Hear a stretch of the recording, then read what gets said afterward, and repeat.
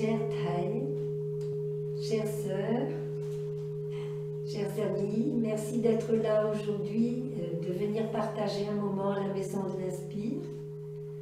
Nous sommes le samedi 23 avril de l'an 2022. Nous sommes à la Maison de l'Inspire à Villeneuve-sur-Béleau, pendant la retraite de printemps. Voilà.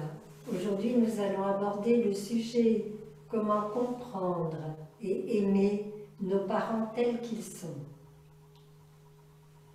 C'est un beau programme.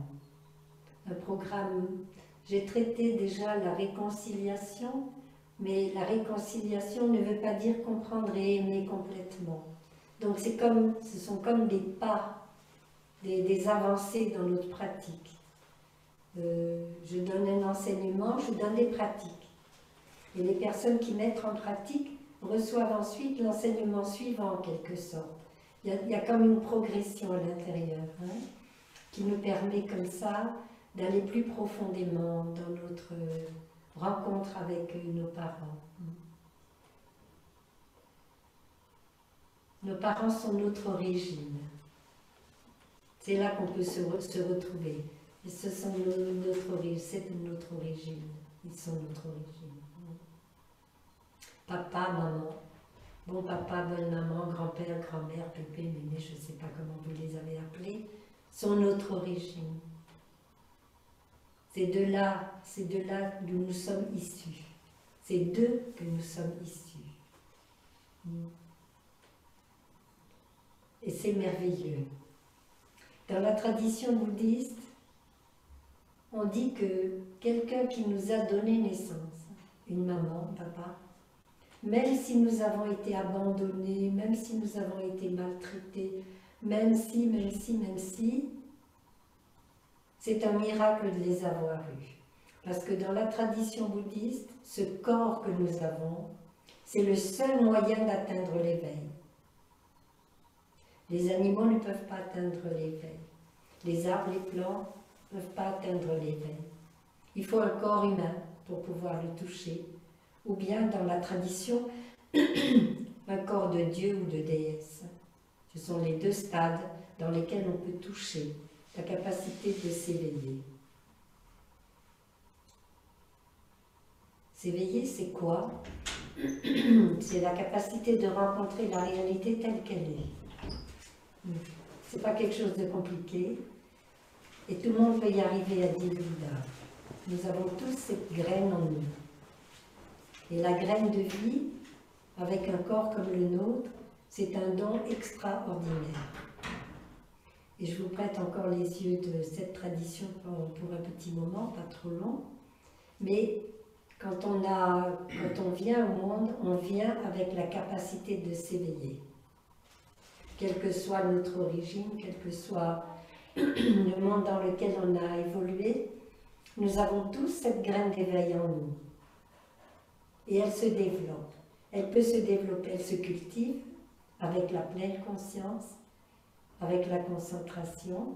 On peut toucher des petits éveils, on peut toucher des ouvertures. Tout à coup, il y a quelque chose qui s'ouvre il y a une compréhension qui se fait, compréhension qui se manifeste. Et à ce moment-là, ce petit éveil qui devient, avec l'accumulation, un grand éveil, ou bien un jour, une vraie réalisation très profonde qu'on appelle le grand éveil. Et alors on devient Bouddha. Avant, on peut devenir un arabe. Là, je vous ouvre des portes sur le bouddhisme. Je ne le fais pas très souvent, mais je pense que c'est important pour nous de chausser, de comprendre quelle est la base sur laquelle se trouve cet enseignement, son origine. Donc pour nous, vénérer nos parents, c'est quelque chose qui, dans notre tradition, c'est quelque chose qui non seulement est recommandé, mais fortement incité. De toucher le fait que nous avons eu la chance d'obtenir un corps humain, intelligent, complet, qui voit clair, qui entend, même si on a des lunettes, même si on a besoin d'appareils, peu importe. Mais en tous les cas, les personnes qui sont en face de moi ont tout un corps parfait. Et donc, ont reçu cette chance extraordinaire de pouvoir devenir un être éveillé. J'ai parlé de l'origine, de nos parents comme origine. Nos parents comme lien ombilical. Le lien qu'il y a entre les parents et nous. Pour maman, c'est avec le placenta, la capacité de vivre complètement, comme un petit parasite, complètement en dépendance de cette maman.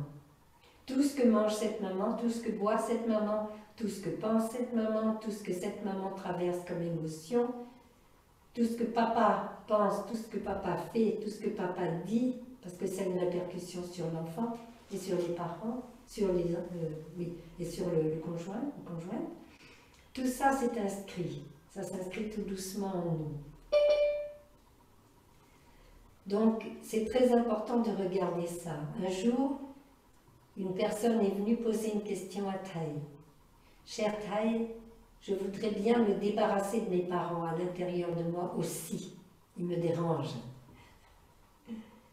Et notre maître a répondu avec beaucoup de beauté, comme vous avez déjà vu faire notre maître, beaucoup de stabilité.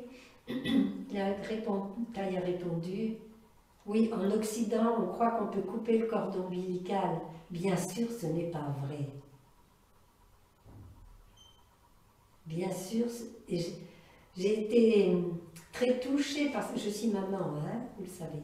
J'ai été très touchée par ça, parce que j'avais aussi ce cordon ombilical avec ma maman et avec mes grands-parents. Et notre maître a continué en disant: mais nous avons des centaines de cordons ombilicaux. Nous avons un cordon ombilical avec la terre, puisque chaque fois que nous mangeons quelque chose, nous mangeons quelque chose qui est extrait de la terre. Quand on boit, on a un cordon ombilical avec l'eau et avec la terre en même temps, puisqu'il y a des sels minéraux dedans. Avec le soleil, parce qu'il y a l'évaporation, la pluie. Avec l'air, parce que dans l'eau, il y a de l'air, etc. Nous avons des dizaines de cordons ombilicaux. Et Thay dit, c'est une aberration de vouloir le trancher. Vouloir y mettre fin, le trancher, c'est inimaginable. Je vais m'avancer pour voir si je peux... Regardez ça, je fais des progrès, c'est incroyable. Dès qu'elles ne sont pas là, je fais des progrès. Parce qu'elles sont tellement sages, tellement mignonnes, elles m'aident. Je viens juste de changer le panorama que j'avais de vos visages et je découvre d'autres visages. Voilà. Vous avez vu, j'ai réussi. Merci les ancêtres et merci mes sœurs et frères de m'apprendre ces choses-là.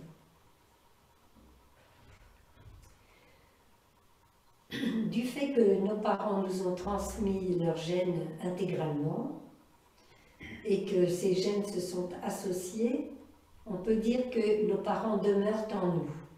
Ils sont dans chacune de nos cellules. Ils sont dans notre façon de penser, notre façon de parler, notre façon d'agir. J'ai souvent dit que si nous avions été élevés par un tigre, un lion ou bien un loup, nous marcherions à quatre pattes, nous essayerions d'attraper des animaux pour les manger, etc. On se conduirait, on aurait reçu toutes les indications pour survivre qui viennent d'une autre espèce.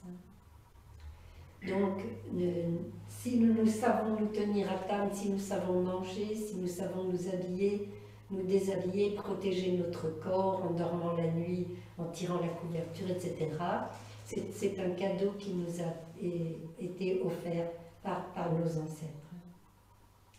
Et ils demeurent en nous, et notre taille enseigne très clairement que nous pouvons transformer ce qui nous a été transmis, qui nous déplaît, hein, ce qui nous a été transmis, nous pouvons le transformer.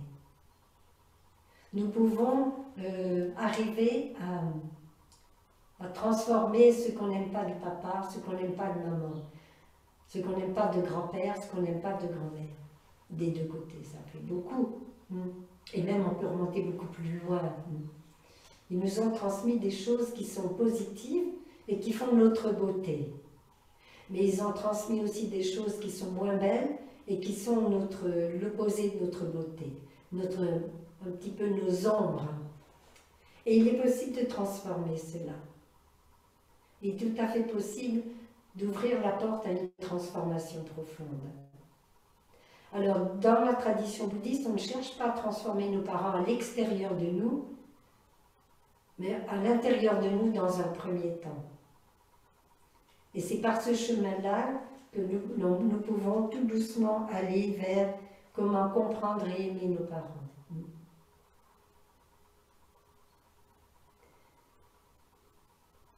L'autre jour, j'avais à l'appareil une dame qui me parlait de sa colère et qui mettait en pratique les enseignements de Thaï et puis ceux qu'on vous transmet des enseignements du Bouddha. Et quand elle se met en colère, elle dit « Ah non, merci maman, ça va bien, ça suffit ». Et elle m'a dit « Ça m'arrête ». C'est que je vois que cette énergie de colère, elle l'avait déjà, mais elle a été reçue de ses ancêtres et qu'elle a cultivée parce qu'elle ne savait pas comment faire avec. Et maintenant, elle y met ce qu'on appelle un terme. Et elle devient, dans ce cas-là, elle devient Manjushri. Manjushri, vous savez, c'est un bodhisattva qui se présente avec un sabre. Et elle a compris que cette colère-là qui était arrosée, venait directement de ses ancêtres. Et elle voit apparaître la raison qui poussait maman à se mettre en colère. Alors elle voit arriver cette raison en elle, elle se met en colère, donc elle guérit maman, elle se guérit. Elle la arrête. Après, elle va regarder en profondeur pour quelle raison elle s'est mise en colère. Qu'est-ce que ça a entraîné comme colère? Pour quelle raison? Mais elle se guérit de la colère, pas en la niant, pas en la rejetant, pas en l'étouffant, mais en reconnaissant cette colère, mais en ne lui laissant pas la place qu'elle lui laissait avant. Elle tournait en rond dans cette colère. Donc, elle a fait un très grand progrès, elle est très contente parce qu'elle a fait un énorme progrès dans ce domaine-là avec la pratique que Thaï a enseignée. Donc c'est en nous qu'on peut sauver, développer le bonheur, de transformer les difficultés de nos ancêtres. Nous sommes leur planche de salut et nous sommes aussi cette planche de salut pour nos descendants, nos enfants, nos petits-enfants. Un jour, notre maître était assis en méditation et il méditait dans son cœur avec son papa sur les difficultés que son papa avait traversées. Et à un moment donné, il a dit « On a gagné, papa! On a réussi, papa! On a réussi !» Il avait trouvé l'origine de la souffrance de son papa. Et il avait pu nettoyer cette souffrance. Et ce qui est enseigné également, c'est que cette réparation, cette guérison, touche tous les ancêtres, nettoie toute la lignée en ascendance et en descendance. C'est-à-dire, une fois que tu as trouvé ça, il peut transmettre ça à tous ses enfants et descendants. Il n'y aura plus de raison de remarcher dans cette ornière qui était là précédemment. Je vais peut-être te demander un son de cloche, Vincent, s'il te plaît.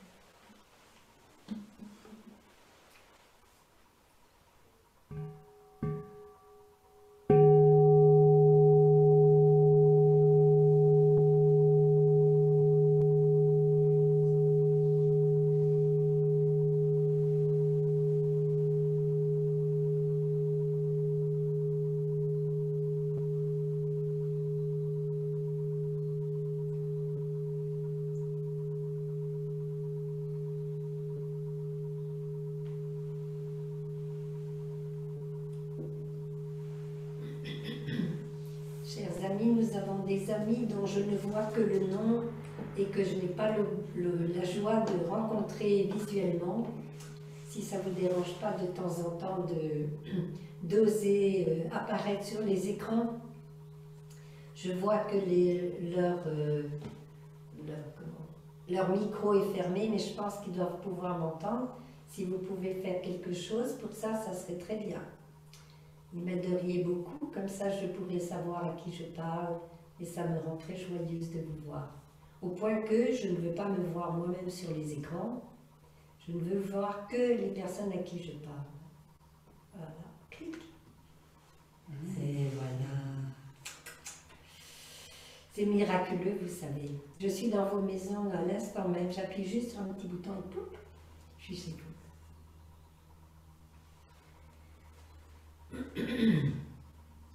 Si nous sommes présents sur cette terre, j'ai déjà dit de nombreuses fois cela, mais je pense que c'est nécessaire de le dire et de le redire.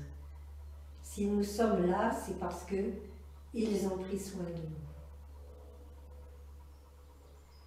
Pour les personnes qui ont été orphelins ou qui ont été abandonnés, bien sûr, c'était peut-être pas papa ou maman, mais c'était quelqu'un qui a pris la suite, sinon on ne serait pas là, on serait mort déjà. Donc, il est très important de regarder ça.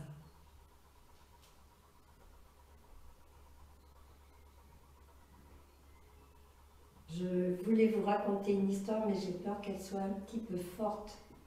Pour vous, je la raconterai un petit peu plus tard. Ils nous ont tout offert. Ils nous ont offert un toit au-dessus de notre tête. Papa, maman, les ancêtres, ou ceux qui ont pris la suite, nous ont offert un toit au-dessus de notre tête.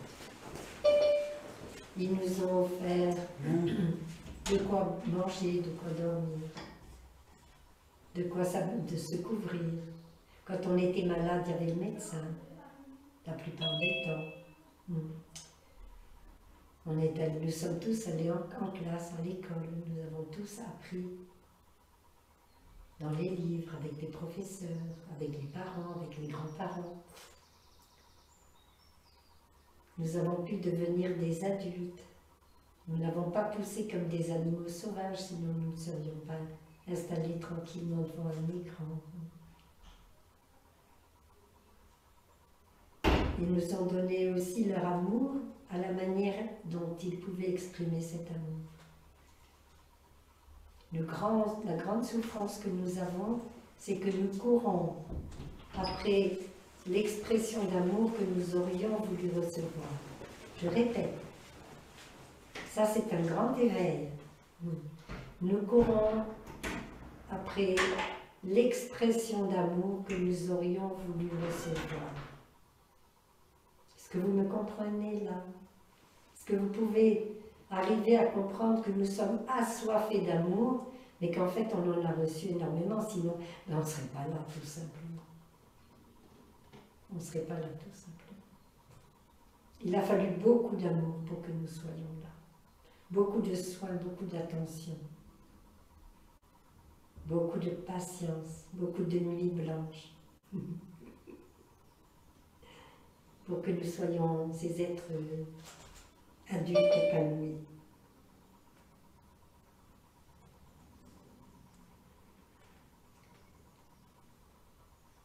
Donc, la gratitude est la chose la plus importante. La gratitude envers nos parents est la chose la plus importante à développer.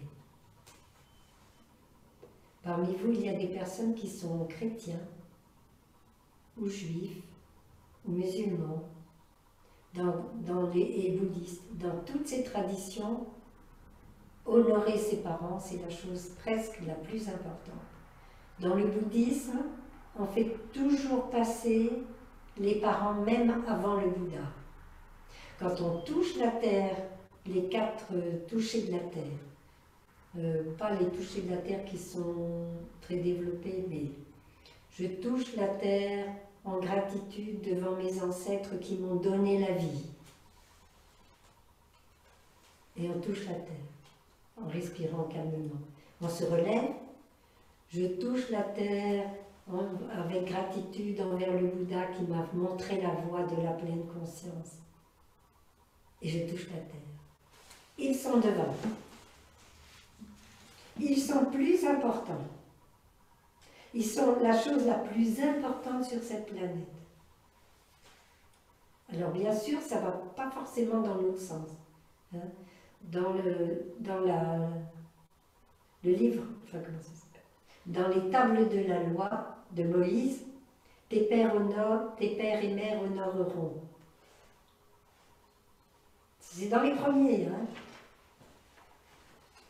Alors je ne cherche pas à vous entraîner dans un monde spirituel particulier, mais ça c'est la racine des chrétiens, des juifs et des arabes, hein. Des musulmans, pardon.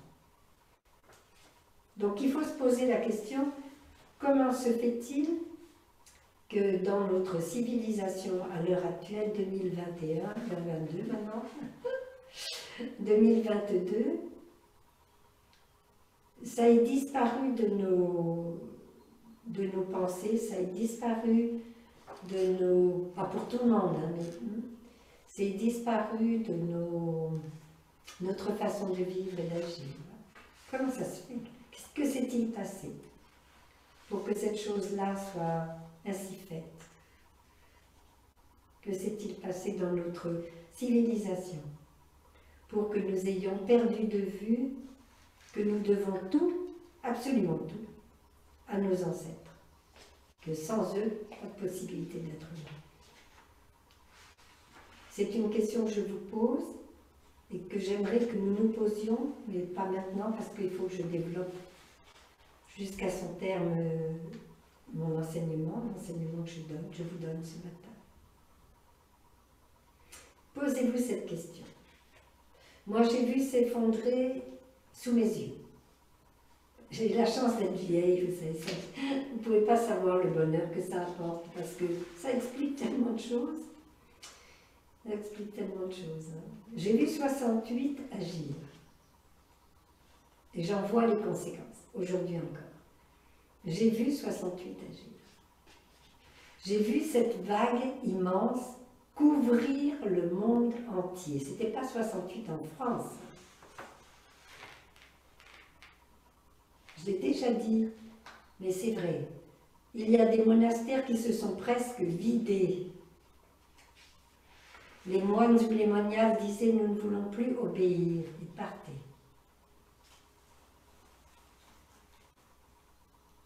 Et beaucoup. Or, ils n'étaient pas en contact avec 68, ils ne savaient pas ce qui se passait à l'extérieur, sinon qu'il y avait une sorte de révolution et que les gens n'étaient pas d'accord. J'ai vu un monde entier qui s'appelle le monde de la gratitude, le monde du respect. Bon, voilà, beaucoup de choses comme ça, disparaître tout simplement, presque du jour au lendemain. Je travaillais à l'hôpital, je travaillais avec un chirurgien de très haut niveau, je travaillais en réanimation, je travaillais en grosse chirurgie abdominale, à l'hôpital et en clinique. J'avais un travail qui me prenait presque toute ma journée, et y compris mes week-ends, en grande partie. Et j'ai vu presque du jour au lendemain disparaître sous mes yeux ce que j'avais vu, une édification, quelque chose d'édifié depuis des centaines d'années. Alors, je ne cherche pas à retrouver, comment dire, à exiger que ceci soit à nouveau comme ça. C'est pas ça. Je veux vous faire voir ce que mon expérience m'a montré. Quand notre patron, ça s'appelle comme ça, quand notre patron, le professeur Guillemin, à Lyon, venait dans un service pour faire le tour du service, du tour. C'était très important. C'était le moment où on apprenait le plus de choses possibles et imaginables. Il agissait comme tel. Il s'asseyait tranquillement sur une chaise que quelqu'un lui avait proposée. Tous ses disciples, entendez, tous ses étudiants, que ce soit, lui il était le chef de service, donc l'assistant, que ce soit les internes, que ce soit les externes, que ce soit les étudiants en médecine, les kinés, l'infirmière chef, tout le monde était là pour être présent, pour écouter ce que disait cet homme. Et il nous faisait lire les radios, il nous expliquait les radios. Il nous faisait comprendre pourquoi le malade qui était là souffrait de ça. Voilà, voilà. Il sortait les documents, il les faisait lire à son interne ou à son externe, qui lui lisait le rapport, par exemple, les examens du sang, des choses comme ça. Et c'était un bloc, vous m'entendez? C'était tout le monde ensemble pour le bien du malade. Et j'ai appris énormément sur les malades, j'ai appris énormément sur ce qu'est une maladie, j'ai appris énormément comment aider, comment guérir entre guillemets, hein. Mais comment guérir dans mon domaine, j'étais kiné, dans mon domaine, je pouvais comprendre. Et du jour au lendemain, allez, ça s'est fait sur peut-être 3 mois, il y a eu une dispersion, vous savez, une dispersion. Et chacun trouvait du travail à faire à l'heure où le patron était en train d'enseigner. Il n'a rien dit, hein, il a continué, mais on pouvait voir, c'est comme un sucre dans l'eau qui s'effrite. Et la sagesse et la connaissance. Pourquoi? Non mais on ne va pas l'accompagner partout tout le temps, non mais sans blague quoi. On a autre chose à faire, hein. On a des papiers à remplir. Voilà. J'ai vu, hein, mais j'ai vu c'était vraiment l'impact de cette vague, vraiment l'impact. Moi je l'ai vu à mon niveau, je l'ai vu comme ça. Je ne suis pas allée défiler dehors avec des cailloux, avec les pavés. On récupérait de temps en temps des gens pour les soigner, mais oui. Et je pose la question, je vous pose la question, mais pas pour que vous me répondiez aujourd'hui, mais gardez cette question dans votre cœur. Cherchez, fouillez, lisez. Renseignez-vous. Cherchez sur mon ami Google, parce qu'il fait des choses très bien. Cherchez 68, les conséquences de 68, les transformations de 68. Regardez, mais 68, c'était une vague, mais qui avait une raison d'être, parce que rien ne se manifeste par soi-même. Alors ici, là, sous mes yeux, il y a plusieurs générations. Hein. Il y a des générations qui sont de ma génération, il y a des générations de mes enfants, de nos enfants et de nos petits-enfants. Donc c'est magnifique. Hein. C'est magnifique. Quand on va trop dans un sens, il y a toujours un contresens. C'est toujours comme ça. Le balancier cherche l'équilibre. S'il y a trop de choses dans un sens, trop d'autorité, trop de force, trop de violence, il va y avoir une laxité qui va venir s'installer. Et c'est la vague de 68. C'est la vague de 68. Il y avait trop dans un sens, donc ça s'est mis en route à travers nos générations, à travers la génération de nos parents, de nos grands-parents. Il y avait déjà un frémissement, et puis à un moment donné, où tout le monde a commencé à... Alors, à l'intérieur de 68, il y a eu des choses très positives qui ont eu lieu. Entre autres, je ne crois pas dire de bêtises, mais les femmes ont pu avoir un carnet de chèques, signé, avoir un compte en banque à leur nom, par exemple. Donc il y a eu beaucoup de choses positives aussi. Donc cherchez, essayez de trouver, essayez de comprendre. Pour les plus jeunes, essayez de comprendre vos parents, vos grands-parents, vos arrière-grands-parents, à travers ce regard-là. Je regarde là parce que, voilà, je ne veux pas parler trop non plus. Ça va, vous me suivez? Oui? Vous n'êtes pas trop fatigué? Bon, je continue. Qui es-tu, mon papa? Qui es-tu, mon papa? Qui es-tu, ma maman? Qui êtes-vous? Vous qui m'avez donné naissance, qui êtes-vous? Est-ce que je vous connais? Je crois vous connaître. J'en ai même presque la certitude. Papa est comme ça, maman est comme ça, et point final, je mets ça dans une boîte bien fermée. C'est sûr, ça c'est papa, ça c'est sûr, c'est maman. Mais est-ce que c'est vrai? Qu'est-ce que papa et maman ont traversé depuis le moment de leur conception? Ont-ils été des personnes qui étaient désirées? Ces personnes sont-elles arrivées au bon moment dans la vie de papa, dans la vie de maman? Est-ce qu'ils ont bouleversé les projets de papa, les projets de maman? Est-ce qu'ils ont pu être accueillis, ces enfants que nous sommes? Est-ce qu'ils ont pu être accueillis dans un monde serein? Est-ce que papa et maman avaient assez d'argent à ce moment-là? Est-ce qu'ils étaient établis? Est-ce qu'ils avaient un métier? Est-ce qu'ils aimaient ce métier? Est-ce qu'ils gagnaient suffisamment d'argent pour pouvoir envisager d'avoir un couple, une maison, une famille, pouvoir les élever, 1, 2, 3 peut-être d'enfants qui allaient pouvoir se succéder? Est-ce que ces éléments étaient là ou pas? Est-ce que papa et maman s'entendaient? Est-ce qu'ils étaient heureux ensemble? Est-ce qu'ils avaient des gestes de tendresse et des gestes d'amitié? L'amitié, c'est très important dans l'amour. Est-ce qu'il y avait de la joie dans le couple ou pas? Et est-ce que le couple n'était pas trop serré l'un sur l'autre? Est-ce qu'il était capable de s'ouvrir à d'autres personnes pour accueillir ce bébé? Est-ce que papa est tombé jaloux parce que maman s'occupait trop du bébé? Ou est-ce que maman est tombée jalouse parce que papa n'arrêtait pas de jouer avec le bébé? Est-ce qu'il y avait un petit frère, une petite sœur qui demandait des soins? Quelqu'un d'handicapé ou simplement un enfant proche qui ne se débrouille pas encore bien? Et comment cet enfant a-t-il réagi à votre naissance? Et comment les parents ont réagi à la réaction de cet enfant?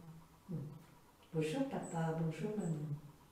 Je commence un tout petit peu à m'approcher de vous. Un tout petit peu. Et toi mon papa, et toi ma maman, quand tu es arrivé sur cette planète, est-ce que tu étais attendu? Est-ce que tu étais désiré? Et on reprend toutes les choses comme ça. Et on regarde à nouveau. Est-ce que ton papa et ta maman s'aimaient? Bon papa et bonne maman s'aimaient? Est-ce qu'ils s'entendaient bien? Est-ce qu'il y avait assez d'argent dans le couple? Est-ce que c'était prévu? Est-ce qu'il n'y avait déjà pas un petit frère ou une petite sœur trop proche? Est-ce qu'on n'avait pas perdu un bébé avant? Est-ce qu'il n'y avait pas un enfant handicapé? Vous comprenez? Tout ça, ce sont des choses qui interfèrent et donnent naissance à ce que nous sommes. Et on peut remonter beaucoup plus loin, pour la guerre de 14, si vous voulez. La guerre à laquelle, dans moi, je ne suis pas de 14, et la guerre déjà à laquelle dans laquelle je suis née moi-même, je suis née en 43, fin 43. Donc, mais il y a eu là, pour maman, il y avait la guerre avant. elle était de 22, mais il y avait les conséquences de la guerre de 14. Et il y avait les conséquences de la guerre d'avant, et les conditions de vie. Vous comprenez? Si on veut se voir dans un miroir, il faut sortir tout ça.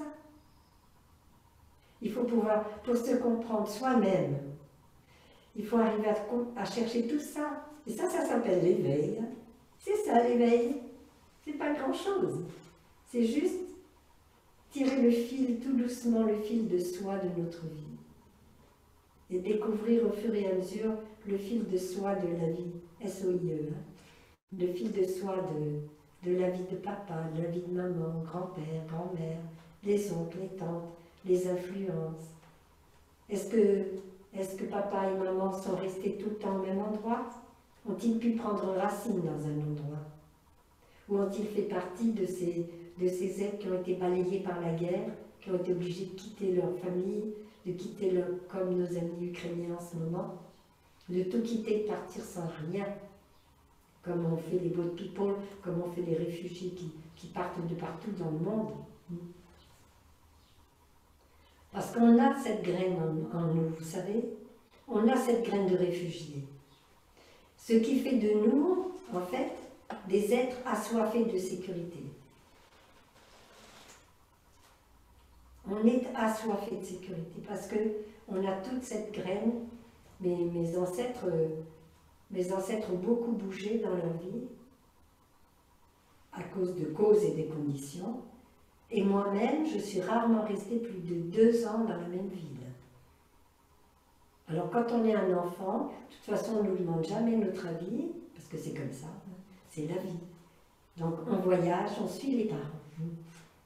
Imaginez, pour ceux qui sont stables et qui n'ont pas bougé, imaginez, tous les 2 ans, on quitte le professeur, on quitte les amis, on quitte la ville, on quitte la maison, on quitte tout, hein. Tous nos liens, tous les petits liens qu'on avait commencé à faire, c'est comme une plante qui a des racines sans arrêt, qu'on transporte d'un lieu à un autre. Ça crée en nous une soif de sécurité très importante. Mais j'en veux pas du tout à mes parents, ça faisait partie du travail de papa, de bouger. Et heureusement, il n'était pas militaire au front, qu'on n'était pas obligé de courir d'une ville à l'autre dans les guerres et des choses comme ça. Donc il faut considérer papa et maman pour ce qu'ils sont vraiment, pas pour ce qu'on croit qu'ils soient. Qu'ils sont? Je ne sais plus. Je vais demander un son de cloche à notre sœur, s'il te plaît.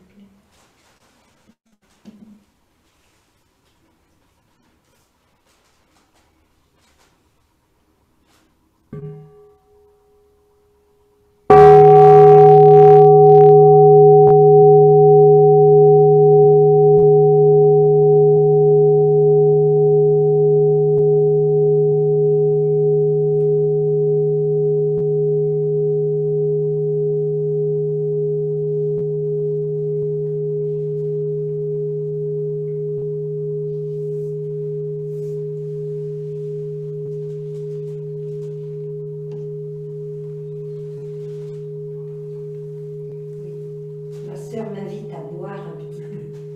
Merci beaucoup, chère sœur.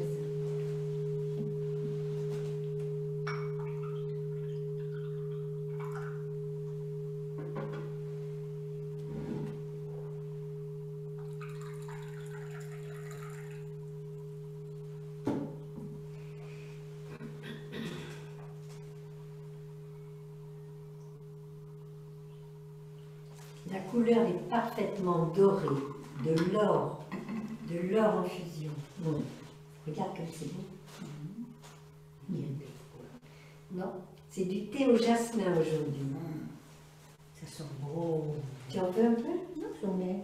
Non. Mais les flancs, odeur.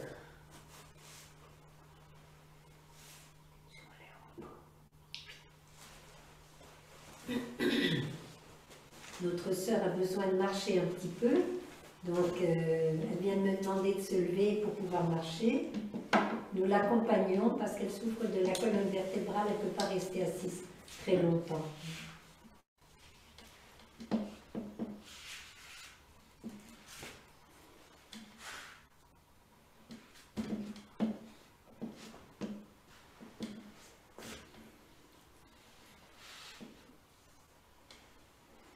ce que nous traversons à travers notre vie, ce que nous avons à vivre,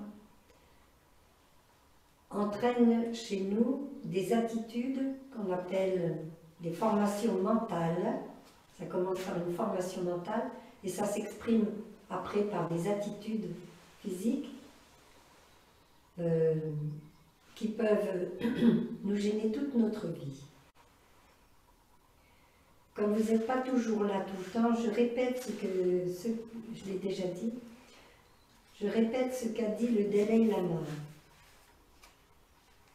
Ce que vous croyez être le caractère d'une personne, quand on dit « Ah, cette personne a du caractère », « Oh, elle a un caractère tout mou » ou bien « Oh, elle est très forte », elle, la personne.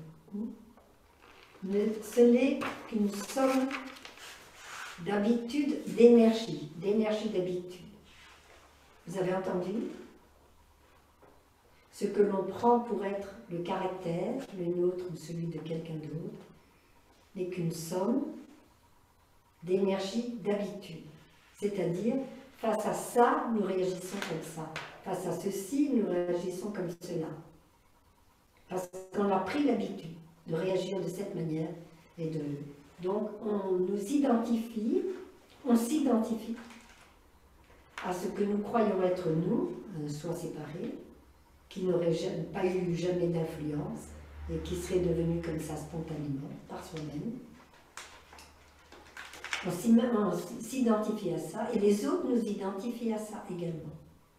Donc nous identifions papa et maman, nos ancêtres, quand je dis papa et maman, vous voyez toute la lignée derrière, et puis tous les descendants. Donc, chaque fois qu'on est dans cette situation-là, et qu'on pense « Ah oui, mais papa est comme ça. Ah oui, mais maman, de toute façon, elle est comme ça. » Oui, ils réagissent comme ceci. Oui, ils réagissent comme cela. Mais c'est pas papa, c'est pas maman, pas du tout, pas du tout. Ce ne sont que des énergies d'habitude. Et ces énergies d'habitude nous ont été transmises par comment ça passe? J'avais le mot, je l'ai loupé. Par le modèle, la modélisation. On voit papa et maman réagir comme ça, on réagit comme ça. Ça rentre dans notre petit corps d'adulte, d'enfant, ça pénètre par les yeux, ça pénètre par les oreilles, ça pénètre par l'odeur. Quand on est en colère, on a une odeur très forte. Ça pénètre par le nez, ça pénètre par la bouche, ce qu'on a l'habitude de manger, ça pénètre par la peau et par les sentiments. Et alors nous allons avoir deux attitudes.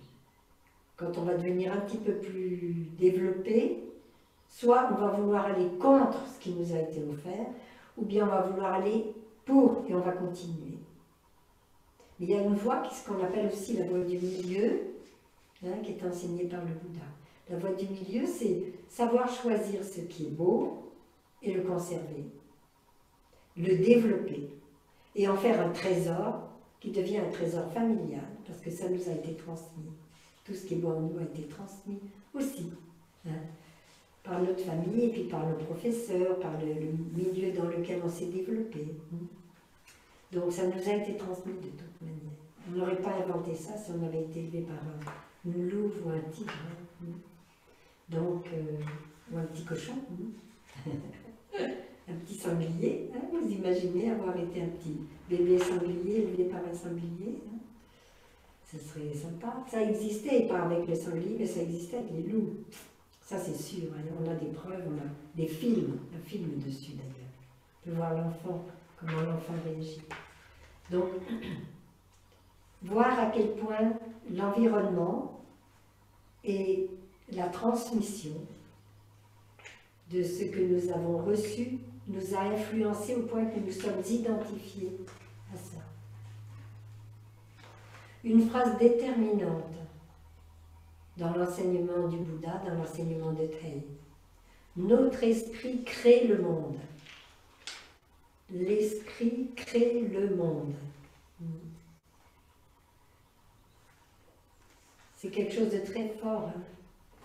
pour le moment, ça n'a peut-être pas une répercussion, mais regardez autour, je vais vous donner du travail à faire. Alors, vous êtes des élèves qui vivez loin, vous n'êtes pas mes élèves, vous êtes les élèves de taille. Hein. Mais je vous donne du travail. Vous allez vous amuser. Moi, pour moi, le travail, ça n'a de sens que si je m'amuse avec, parce que sinon, ça ne m'intéresse pas du tout.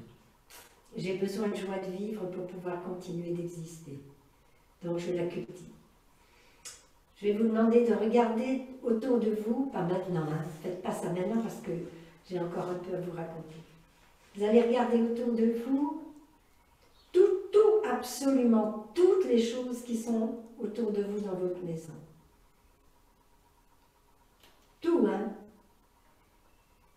Du plancher au plafond, en passant par l'électricité, la montée d'escalier, la façon dont le sol est conçu, la couleur de la peinture, tout vient de l'esprit. Quelqu'un a inventé, des personnes, des milliers de personnes se sont réunies pour inventer un jour, progressivement, une maison. Une maison avec un toit, des murs. Mais ça, c'est complètement, c'est quelque chose qui est complètement pas nous et qui vient complètement de l'esprit de millions de personnes, vous vous rendez compte? C'est merveilleux. Vous vous rendez compte? Regardez, une casserole, un verre, un computer, un ordinateur, une cloche, une chaise, la cheminée, les fleurs dans un pot. Qu'est-ce qui ne vient pas de l'esprit? Ça, je vous assure, essayez de le faire. Vous allez voir la liberté que ça va vous apporter. Vous allez voir, ça va vous enlever énormément de sentiments de complexes, des complexes d'infériorité, tout ça. Balayez, je n'ai pas dit complètement disparu, mais bien balayé. Essayez. Sortez dans le jardin, regardez. La conception du jardin, comment elle est faite. Qui l'a inventé? L'esprit, accumulé d'esprit de personnes, jusqu'à ce que le jardin ressemble à ça. Jamais la nature n'a inventé les jardins de Versailles, par exemple. Ça va à l'encontre de la nature telle qu'elle est libre. Tout est taillé, tout. Vous comprenez? Regardez bien, et vous verrez. Et au fur et à mesure que vous aurez progressé dans cette direction-là, vous verrez que votre vision du monde va s'élargir énormément, mais énormément. Et vous allez pouvoir vraiment rencontrer tout doucement. Vous ne précipitez pas. Vous ne précipitez pas. Si vous mettez cette contemplation en route, elle va demeurer en vous. Et vous allez faire des « oh », des « ah », des « ah oui », comme ça. Vous allez voir. Regardez l'état de bonheur dans lequel je suis. Hein? C'est dû à cette contemplation. C'est une contemplation sur l'intérêt. Hein? C'est-à-dire, si je peux disposer de tout ça, c'est parce qu'il y a eu tant de gens autour de moi qui ont fait quelque chose. Vous comprenez? C'est ça. Alors, et c'est sur l'impermanence également. Parce que le jardin en ce moment, vous savez, sœur Kaonim a eu une idée géniale. On a un ami qui nous apporte maintenant, très souvent, du fumier de cheval. Fumier de cheval qui vient de son haras. Il a un haras.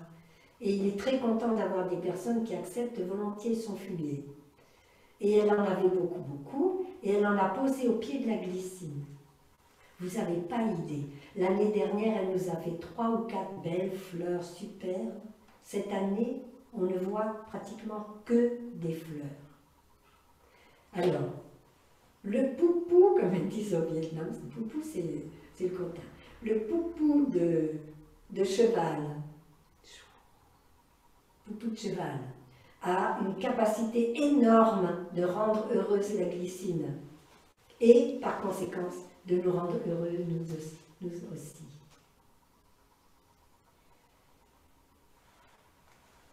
j'ai déjà dit pas mal. J'ai les 11 heures, ça fait 1 heure que je vous parle. 1 heure que je vous parle.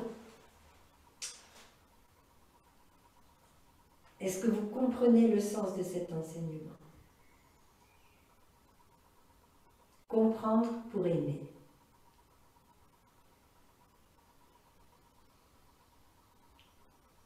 Tous les matins ou presque, vous ne répéterez pas, tous les matins ou presque, ma maman me téléphone en larmes parce que je ne suis pas près d'elle. Parce que je ne peux pas y aller, parce que je suis avec vous, parce que voilà, j'ai mes frères et sœurs autour d'elle, j'ai mes enfants, petits-enfants, neveux, nièces, petits-neveux, petites-nièces qui viennent lui rendre visite. Mais maman était souvent déplacée. Et quand elle est née, mes grands-parents ont tout perdu. Et elle est partie toute petite. Il y avait le mildiou, il y avait la guerre, il y avait le mildiou. Et maman est partie toute petite pour aller vivre dans un pays qui n'était pas le sien du tout, où ses parents étaient obligés de tout recommencer. Et ça s'est reproduit comme ça dans sa vie. Si on compte le nombre de lieux où elle a vécu. Alors, vous savez, elle n'a pas elle-même dans son appartement qui est une vraie bonbonnière. Maman était une très belle dame, dans une vraie bonbonnière. Elle ne peut pas vivre là. Elle n'arrive pas à faire des vraies racines parce qu'elle n'est pas entourée jour et nuit par une famille comme elle a vécu. Ce qui l'a sauvée pendant des années, c'est que changeant d'endroit, elle avait toujours papa, maman elle l'a perdu à 4 ans, mais sa belle-mère, elle a ses frères et sœurs, ses neveux, ses nièces, ses enfants, ses petits-enfants, elle a toujours été comme ça, mais c'était elle qui était la maîtresse de maison, elle nous accueillait chez elle, on vivait chez elle. On a vécu ensemble, grands-parents, parents, enfants, petits-enfants. Oui, alors bien sûr pour elle c'est impensable. Et son désespoir n'est pas ma maman. Si je limite maman à son désespoir, qui heureusement ne dure pas plus tard que 10 heures du matin, après elle change complètement. Elle prend le pied, elle met le pied sur la terre et elle peut vivre heureuse. Et hier au soir, elle riait toute seule du fait qu'elle allait se coucher, qu'il était 9 heures et qu'elle avait Éléonore d'Aquitaine qui allait lui tenir compagnie dans un gros livre. Donc elle était très contente. Donc elle est impermanente, maman. Ses états mentaux sont impermanents. Nos états mentaux sont impermanents. Et ils varient en fonction de ce qui nous entoure. Ils varient en fonction de notre organisation de vie. Ils varient en fonction des appels téléphoniques, des lettres qu'on reçoit, des contacts avec les personnes à l'extérieur, de nos lectures, de ce qu'on écoute, de ce qu'on regarde à la télévision, etc. Donc oui, nous sommes vides d'un soi séparé. Nous sommes ce merveilleux fruit de nos ancêtres, ce merveilleux fruit de notre société. Alors, comment aimer cette maman qui pleure tous les matins et qui me culpabilise d'une manière terrible? Comment faire pour accueillir cette difficulté tous les matins? Comprendre. Donc j'ai regardé. Je vous ai partagé une partie de ce que j'avais vu. Comprendre, mais quand on comprend, alors la porte du cœur peut s'ouvrir. Et les paroles de douceur, de tendresse, d'amour peuvent surgir, même au milieu de reproches ou de choses difficiles. Il m'arrive quelquefois de lui dire « C'est trop maman, je ne peux plus écouter, on s'appelle plus tard. » Parce que c'est toujours la même chose, mais il y a des jours où c'est plus tragique. Depuis 2 jours, ça va mieux. Sœur Yanni m'a envoyé son énergie pour ma maman et elle va beaucoup mieux. Elle est beaucoup plus calme, beaucoup plus... presque souriante depuis 2 jours. Notre grande sœur fait des choses merveilleuses. Elle prie très très bien. Elle dit qu'elle fait rien à la maison de l'Inspire, c'est pas vrai, n'y croyez pas, hein. C'est pas vrai. Oui, c'est ça. Aimer l'autre dans ce qu'il est. Arriver à aimer l'autre dans ce qu'il est.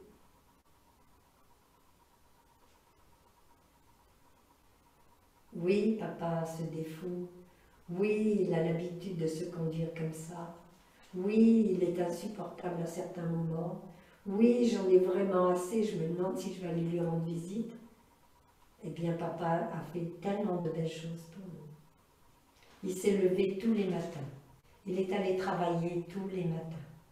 Il avait un métier qui n'était pas toujours facile. Il rencontrait des difficultés sur le chemin, peut-être des embouteillages, peut-être des ennuis de voiture, peut-être. Il a continué, il travaillait, il rapportait de l'argent difficilement à la maison. Et quand il rentrait, avant de rentrer, il avait entendu 1001 choses plus ou moins agréables à son travail. Les conditions de travail n'étaient pas faciles. Mais il continuait à travailler parce qu'il fallait nourrir la famille, parce qu'il fallait qu'il y ait un toit au-dessus de notre tête, parce qu'il fallait qu'il y ait à manger, qu'on puisse aller chez le médecin, qu'on puisse s'habiller, qu'on puisse aller en classe, qu'on puisse avoir une vie normale, qu'on puisse payer les impôts, l'eau, le gaz, l'électricité. Et maman, pareil. Hein, petite maman, pareil. Qu'elle soit à la maison, pour les personnes de mon âge par exemple, qu'elle soit à la maison, ou bien qu'elle soit partie sur les chemins pour travailler, il y avait tout ça, la même chose que papa a rencontré finalement. Ils ont donné toute leur énergie pour nous. Quand on avait mal aux dents, ils se levaient la nuit, on couinait dans nos couffins là-bas. Hein. On faisait du... Tout le monde le sait, hein. Tout le monde sait ça, hein, que pour les nuits, quand on a des petits, les nuits, c'est blanc pendant un certain temps. Hein. C'est blanc pendant un certain temps. Et quand on n'a pas de petits-enfants, d'enfants à soi, on sait bien ça aussi, par les neveux, les nièces, les amis qui ont des enfants, hein, et qui peuvent en parler. Oui, il y a beaucoup de choses de cet ordre-là. Ils ont mis toute leur énergie pour nous.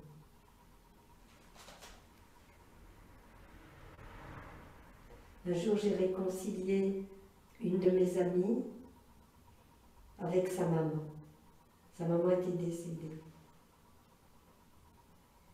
Et sa maman lui en avait fait voir de toutes les couleurs à partir de l'âge de 7 ans. Parce que cette petite fille qui était sans surveillance avait fait des bêtises. Elle était allée s'amuser au bord d'un canal. Elle était tombée à l'eau en s'amusant avec son petit copain. Et on les avait repêchés de justesse. Et quand la maman est arrivée, on a demandé...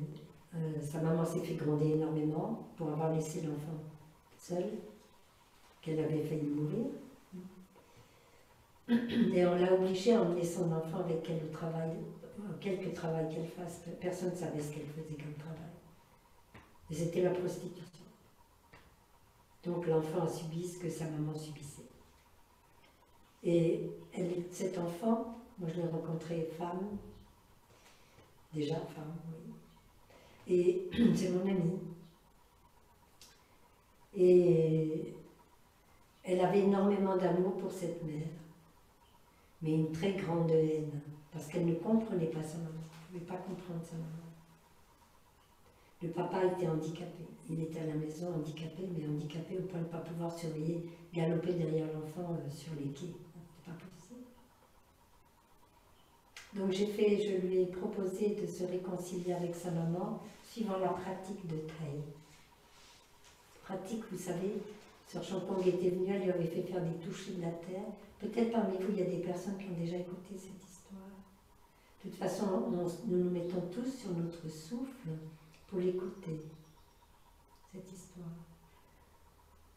Et donc, je lui avais dit, à mon amie, je lui avais dit, Sœur Champong est de passage, voudrait-elle faisait partie de notre sangha. On va pratiquer les touchés de la terre. Mais au premier toucher de la terre, elle est partie parce qu'elle ne pouvait pas tenir. Tout son organisme rejeté de tous les côtés, ce qu'elle avait vécu. Donc, c'était pas possible pour elle, mais elle l'a fait quand même.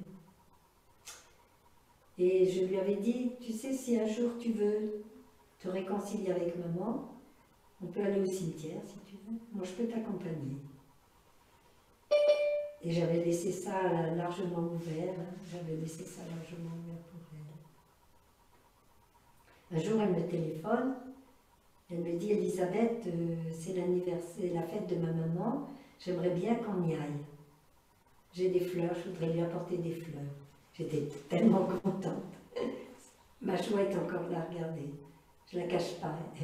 C'est merveilleux quand j'entends ça. C'est merveilleux. Donc je l'accompagne. C'était l'après-midi. Je vérifie bien qu'il n'y ait personne dans le cimetière parce que ça allait pouvoir surprendre d'autres personnes.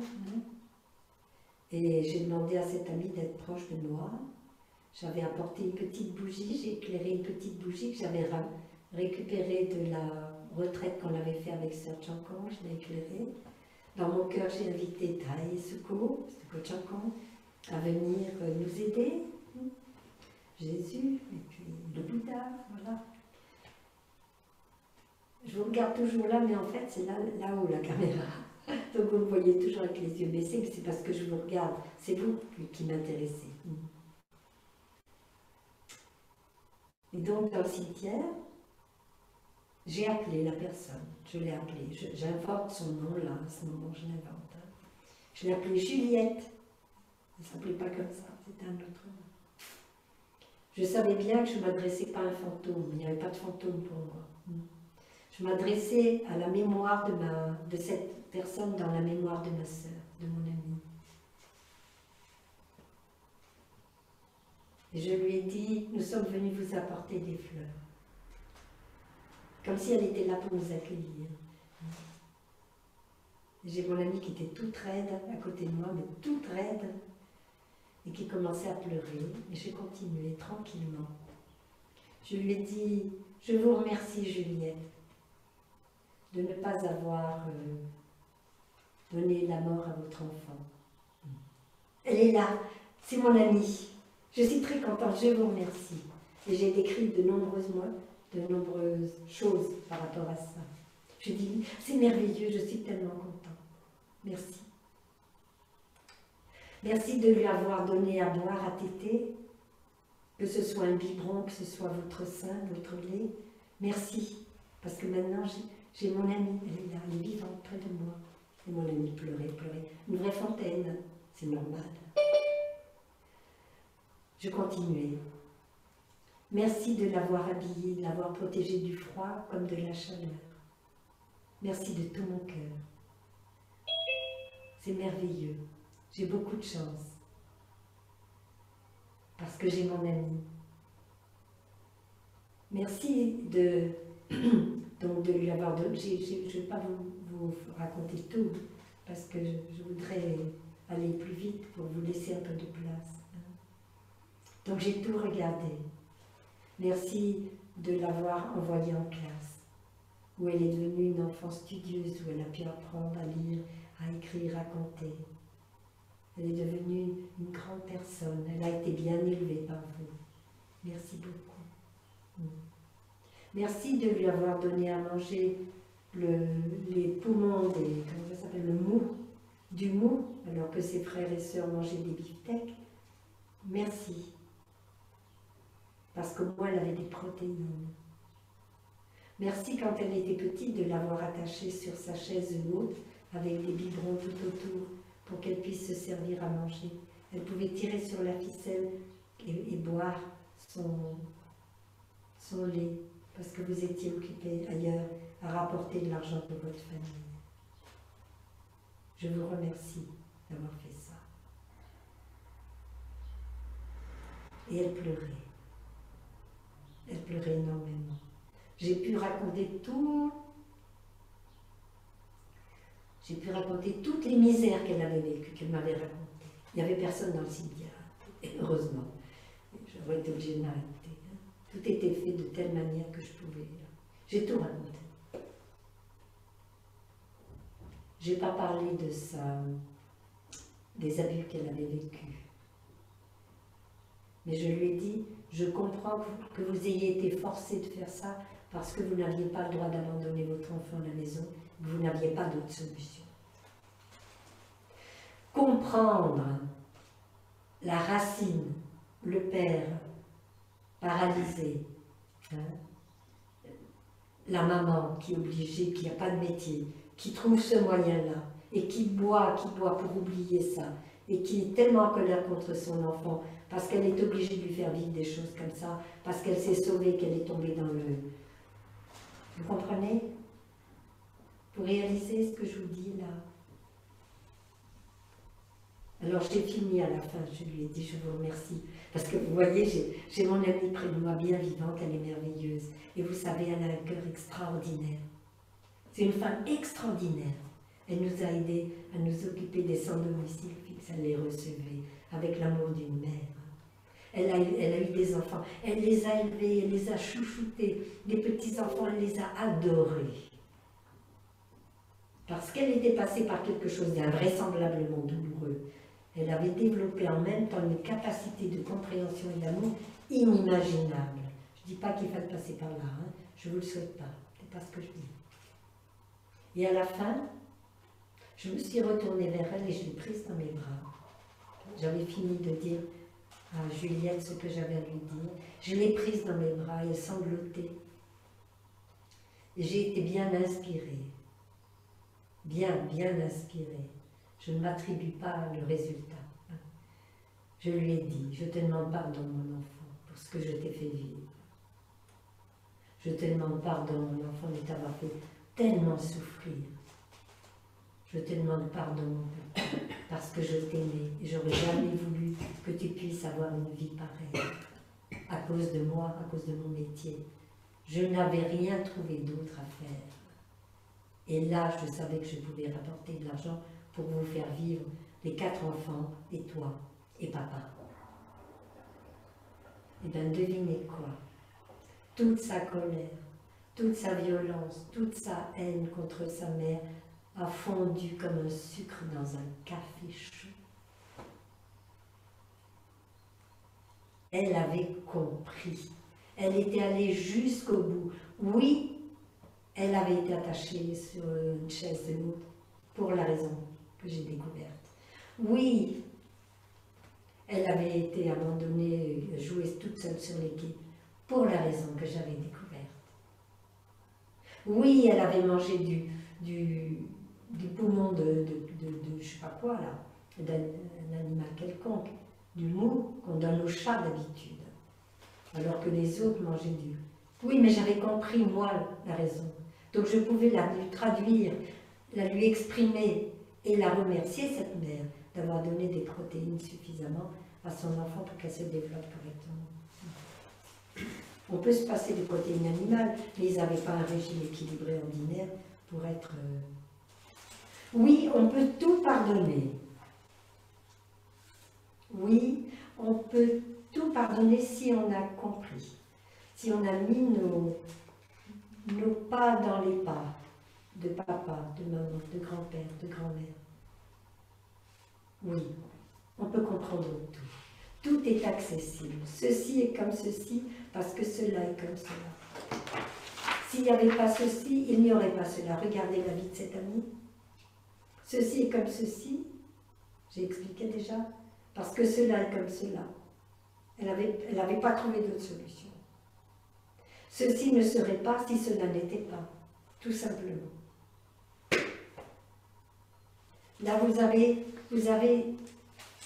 on vous a transmis aujourd'hui ce qu'il faut pour réparer le passé. Ce qui a été transmis aujourd'hui sert à réparer le passé et à aider les autres quand vous aurez réparé ce passé, à aider les autres en comprenant la situation, de l'intérieur, en vous mettant dans la peau du papa, dans la peau de la maman, dans la peau des grands-parents. Et puis vous allez découvrir, ah mais c'est ça l'origine. Ah ben je comprends. Donc maintenant, je vais pouvoir comprendre les pensées, les paroles et les actions de cette personne. Et je vais pouvoir les expliquer à mon ami qui souffre tant. À moi-même d'abord et aux amis qui souffrent tant. Oui, tout est possible. Oui, tout est possible. L'amour est la seule réponse. L'amour est la seule réponse. Et vous savez, de tous les enfants de cette maman, de cette dame dont je vous ai parlé, c'est mon ami qui s'en est occupé jusqu'à la fin. Parce qu'il y avait de l'amour dedans. Parce qu'il y avait de l'amour, il n'y avait pas encore la compréhension, mais il y avait l'amour. Un enfant a toujours besoin d'aimer ses parents. Un enfant a toujours besoin d'être aimé de ses parents. S'il ne se sent pas aimé, il est perdu. Et s'il ne peut pas aimer ses parents, s'il croit qu'il ne peut plus les aimer, il est perdu. C'est l'amour qui va apporter le bonheur sur cette terre. Ah, il est 11h30 déjà. J'ai fini mon enseignement. J'ai fini l'enseignement que je vous ai transmis. Je voulais vous dire tout à l'heure, quand je vous ai dit, je prends le fil de soie, je tire le fil de soie tout doucement. De soie, la soie, elle se lieu. Tout doucement, le fil de soie comme ça. Alors soyez sûr que quand je fais ça, c'est un cocon de soie, de verre à soie, mais dont le verre à soie qui était enfermé dedans, transformé en chrysalide, est sorti comme papillon. Alors c'est avec de la soie sauvage, sans mort de papillon à l'intérieur, que je tire cette soie. Vous comprenez le sens de cette parabole? Nous avons tous été des chenilles. Nous sommes tous plus ou moins chenilles et chrysalides. Et nous sommes tous aussi papillons. À certains moments, nous sommes des papillons, nous sommes libres. Mais si vous pratiquez ce qui a été enseigné, si vous arrivez à pratiquer ce qui a été enseigné, vous allez pouvoir être libre et voler comme un papillon et plus vous nourrir de feuilles de mûrier et aller butiner les fleurs de la vie, de l'amour. Si tu veux inviter 300 de fleurs comme ça.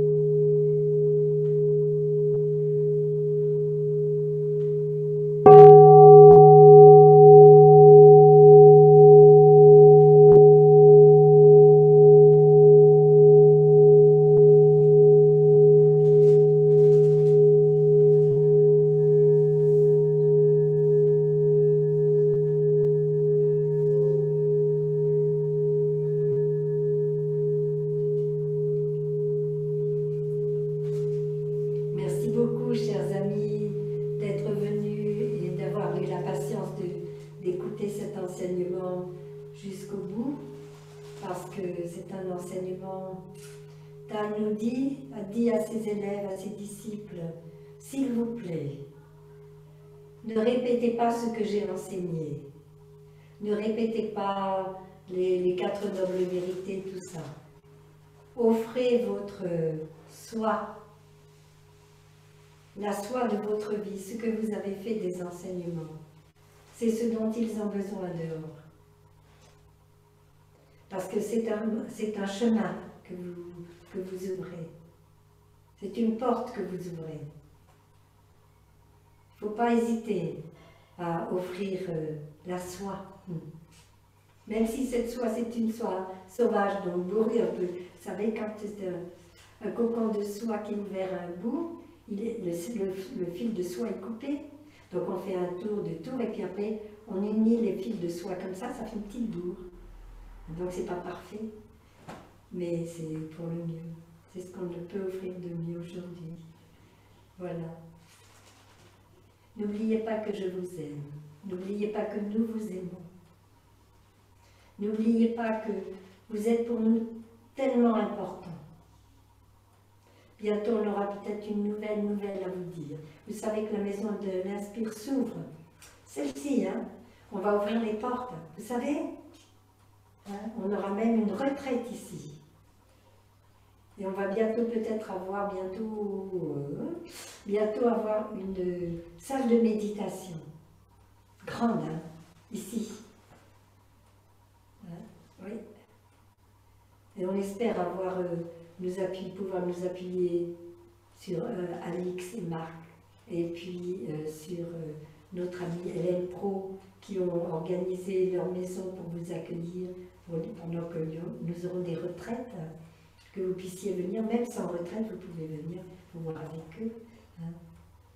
Qu'on se rapproche. Dimanche dernier, j'avais la chance d'avoir sœur Yanim à mes côtés. Il n'y avait ni sœur Samim, ni sœur Tindo, ni frère Dugdin.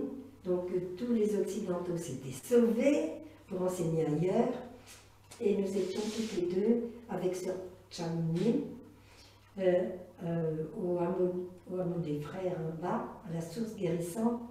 Et nous avons eu beaucoup de monde qui est arrivé le jour de Pâques. J'en revenais pas.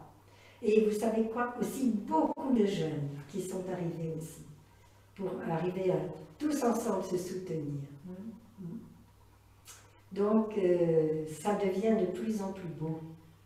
Donc, pas de masque à l'intérieur non plus. Enfin bon, on va voir. Vous verrez ça, ça sera écrit sur le...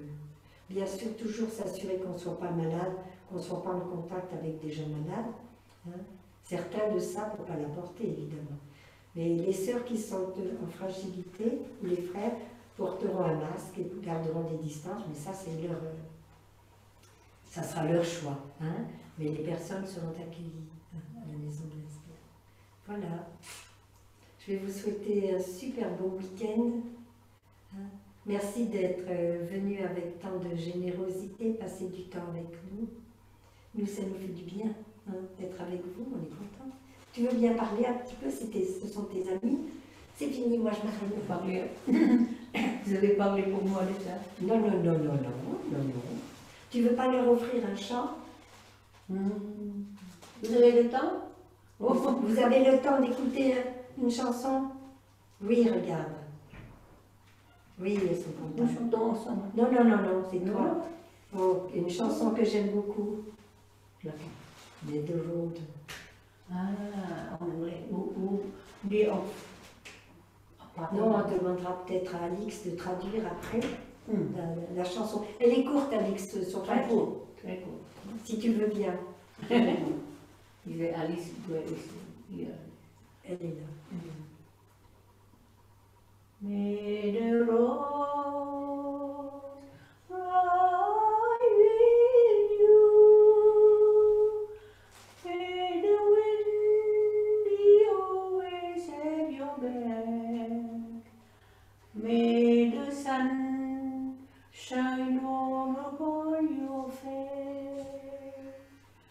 May the rain fall soft upon your view. And until we meet again, may love upon you in the heart of a hand.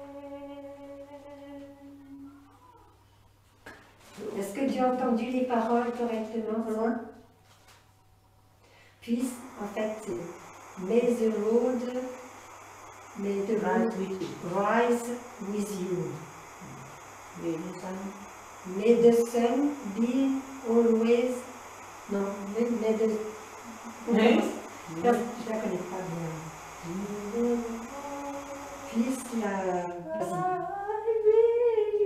Puisse le chemin se découvrir avec vous. Puisse le vent être toujours dans votre dos. Puisse le soleil briller doucement, gentiment au-dessus de votre visage. puisse la pluie tomber doucement sur vos champs, sur vos- And until we meet et again, jusqu'à ce qu'on se retrouve. may love hold Puisse you l'amour in the hollow of her hand. Puisse l'amour vous tenir entre ses mains.